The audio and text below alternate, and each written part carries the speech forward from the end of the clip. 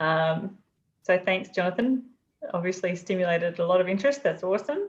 Mm. We're going to move on now to Jim Austin from CSIRO, who's going to give us a roadshow of deposits in the same area as well.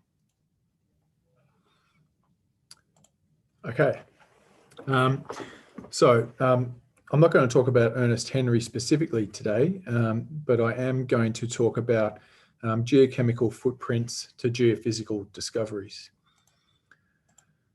So this is a slide that Rick put up 4 years ago, and Rick used this to say, well, there's been a ton of research on Cloncurry from about '94 to present, but that it hasn't really converted into finding more deposits. Now, I would say that most of this is on geochemistry, and I was up at JCU at the time, so I can vouch for that. But I would also say that Rick's left something off here, and that is when high resolution aeromagnetic data was being acquired throughout the area. And actually the correlation between finding deposits is with this aeromagnetic data. It has no correlation with research whatsoever. I'm going out on a bit of a limb there, but I think there's a definite correlation. So why aren't we using geophysics smarter? Now, in regard to footprints, I think we can all agree that many different deposit types display zoned alteration, or what we call footprints. So IOCGs, porphyries, VMS, epithermal SEDEX. Now, the zonation can be recognized in many different ways. We almost all the time talk about geochemical footprints, but we can have geophysical footprints, we can have structural footprints, and we can have rheological footprints as well. And one thing that we don't realize enough is that geochemical zonation is often coupled with geophysical zonation. So we can map both of these at the deposit to subdeposit scales using handheld tools, and we can also measure these in the lab. Where geophysics has quite an advantage is that it's much easier to scale physics up, and it's very hard to do that with geochemistry. So today I just want to talk about what we can do with some handheld instruments that we can use in the core shed that's going to tell you a bit more about the system and potentially help you identify what the critical elements are. So we're talking about using a portable gamma ray spectrometer, which tells you about radiometrics, and then a MagSus meter, which is going to tell you about magnetics. So first thing, geophysical status quo. Now you'll hear this all the time. Coincident magnetic gravity high will find you in IOCG. And I'd have to agree with Paul, it does work some of the time, and in particular at Osborne. And you can see on this graph here, so this is some magnetic susceptibility data plotted against some density data for most of the deposits in the Cloncurry district. You can see Osborne has very high susceptibility and is very, very dense. So it really works well for Osborne. It works reasonably well for sort of Swan and E1, some of these other deposits, but I mean, really, magnetite is often present in the halo predominantly. It's often in the deposit, but we're also seeing things like pyrrhotite, pyrite, and hematite in the deposits. Generally, magnetite's in the halo. And the other thing about density is that our gravity data is usually not good enough resolution that we can actually use it to identify a gravity anomaly. I'm just going to go to Ernest Henry quickly. So this is a whole bunch of data we've collected from Ernest Henry. And what I want to highlight here is that we have three common alteration types that sit in the medial, I'd call it the medial footprint of Ernest Henry. So these are sodic alteration, which is highlighted in blue. We've got biotite magnetite alteration, which is highlighted in brown here. And then we've got magnetite apatite alteration, which is in that sort of pink color. Now, all of these different types of alteration, they're sitting on what I call the magnetite trend. So magnetite basically has a linear susceptibility and density trend. So anything that is only got magnetite is going to sit on that trend, and we can see that basically in the footprint of this system, we only have magnetite. Now, as we come into the core of the system, we increasingly have this potassic alteration that you can see here. Now that takes us down off this magnetite trend. So potentially we're converting some of this magnetite into hematite, but we're also bringing in pyrite. And that is why we're getting relatively dense compared to how magnetic these rocks are. If we get into some of the really good mineralization, we're seeing assemblages that are basically chlorite and quartz rich. And here, this light blue stuff here, this is not magnetite as it usually is in these TEMA images. This is hematite. So in this case, we're converting the magnetite into hematite, and that is basically reducing the magnetic content of this rock substantially. So this type of ore is very dense, but it's not magnetic. So to put that in a bit of a 3D context, what we're seeing is in the distal to medial footprint, we've got prominent magnetite. As we get into the core of the system, we're getting less magnetite. And you could argue if this system were to go to completion, that we would be converting even more of this magnetite into hematite and chlorite in the core of this system. So actually the core of the system is much more oxidized. So I want to take you to Swan now. So we can actually see something quite similar at Swan. If we're looking at the RTP magnetics here, what we have at Swan, we have a very broad sort of diffuse, moderate susceptibility zone in the core, which is highlighted in the middle of that bullseye there. What we have around that is we have these sort of elongate, linear, very high magnetic susceptibility zones. So it's channeled by structure, and that's the same as what we see at Ernest Henry, but it's sitting in the periphery of this alteration halo. Now you can see there's a very good correlation with the structure here. So you can see quite pronounced offset to these linear anomalies through this zone. That's another thing we need to think about with IOCGs. But what I want to draw your attention to here is that in the core of this Swan system, we're seeing quite a strong uranium radiometric alteration. Now it's being channeled along some of these magnetite-rich zones, and you can see it's also correlating with some of the non-magnetite-rich zones, as you see through here. But it's actually very, very common to see this uranium-rich radiometric anomalism associated with IOCGs. So you can see here at Canteen South, this blue alteration zone here, it's cross-cutting the stratigraphy.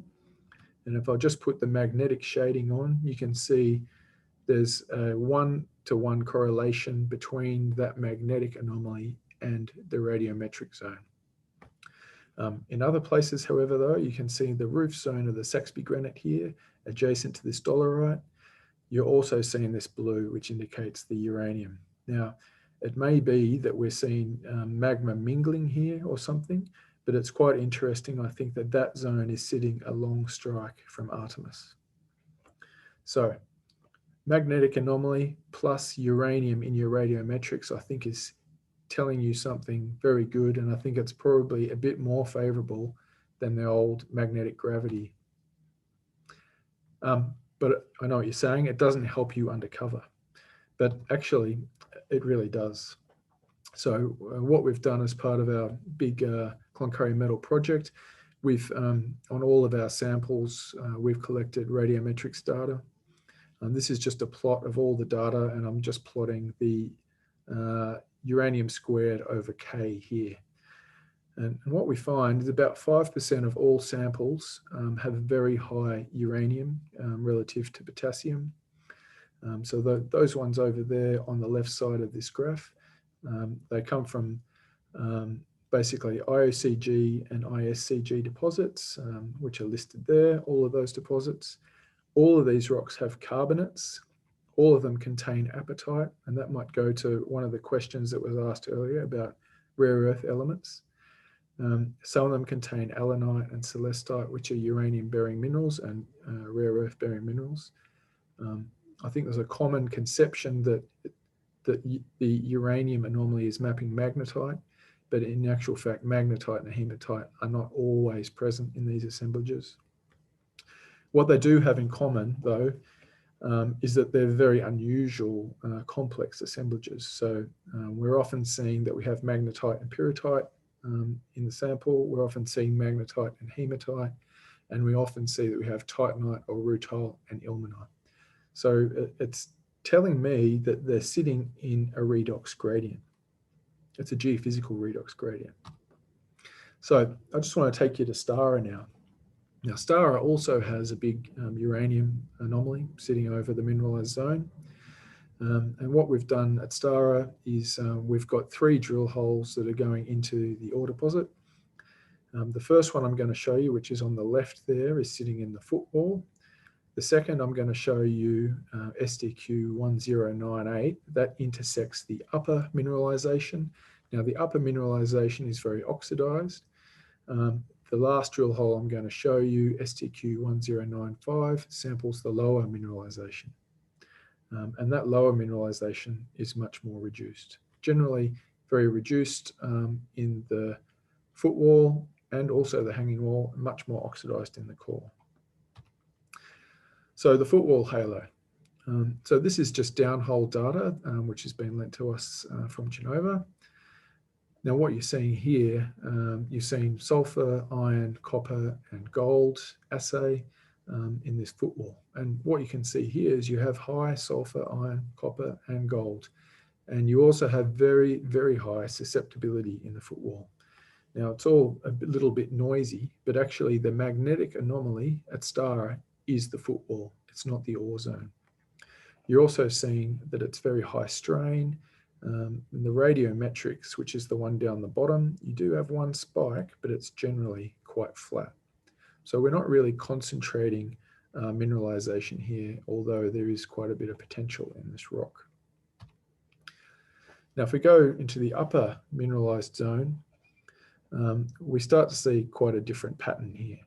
So you can see the sulfur is very flat in this mineralized zone in the middle here. Now that correlates with very flat signature in the magnetic susceptibility. And we're seeing it's coincident, the middle of this zone is coincident with the uranium spike. And it's also coincident with a change from relatively low strain rocks into relatively high strain in the footwall. So I think this is a structure in here. You've got this uranium spike. You've got a ton of hematite in here, hence why it has no magnetic signature, but lots of iron. And I think what you're seeing is a redox gradient. So this copper here out on the left side is native copper. You're then going into gold, and you're then going into chalcopyrite, and then you've got magnetite out the other side. And that's what it looks like. So the footwall here, you've got this albite, biotite, magnetite mineralogy. So this is very, very similar to what we see in the medial footprint of Ernest Henry. In the core of this system, up the top, what we're seeing is hematite, quartz, plus a little bit of native copper in these ironstones. Now, the lower mineralization is completely different. And what we're seeing here, I just want you to focus just on the bottom of the hole, which is the far right of this slide. What we're seeing is we have a very strong correlation between magnetic susceptibility, gold, copper, iron, and sulfur. So basically, that's telling you that you have magnetite associated with chalcopyrite. We're also seeing very low strain in this zone, and that to me is suggesting dilation. We're also seeing this uranium spike again. But here, the uranium spike is sitting in between these two mineralized zones. So I think what's happening is you've got this very oxidized zone that's experiencing dilation in the core, and then the halo of that is mineralized bit. So in terms of the rocks, this is what they look like. The magnetic ore zone that we're seeing, it's basically comprised of dolomite in yellow, chalcopyrite, which is the orange, And then you've got magnetite and quartz. So this looks to me like sort of a skarn assemblage. Now, the core of the system, though, we're seeing alteration that is in many ways quite similar to what we see in Ernest Henry. And that is we've got chlorite, we've got quartz, and basically hematite. There's a little bit of apatite here, and I think that's what's giving you the uranium kick. But this is very much oxidized relative to this rock. Okay, so some take-home messages.